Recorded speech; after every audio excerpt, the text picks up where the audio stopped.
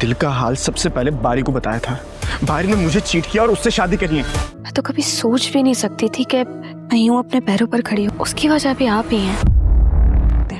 मुझे आपका रवैया बहुत तकलीफ दे रहा है। मैंने अपने हो सकती हूँ, और अगर अल्लाह ने इतनी खुशियाँ मेरी झोली में दी हैं तो हम दोनों का दुश्मन एक है, उस हिसाब हमारी मुझसे आपकी नाराजगी बर्दाश्त नहीं हो रही। बगैर वजह जाने आप मुझसे कैसे नाराज हो सकते? से हम दोनों का टारगेट भी एक ही होना चाहिए। क्या मतलब? ऐशा अपने पाँव पर खड़ी हो जाएगी जैसे वो अपने माँ के घर आएगी। सारे खुशी से निहाल हो जाएंगे, ऐशा की तरफ देखकर खुशी से रोने लग जाएंगे। प्रीशा को अपनी आंखों पर यकीन नहीं आ रहा होगा कि आयला अपनी टांगों पर खड़ी है, खुद चल सकती है। वो अपनी बहन के गले लग जाएगी। यहाँ पर प्रीशा की ज़िंदगी में बहुत बड़ा ट्विस्ट आने वाला है।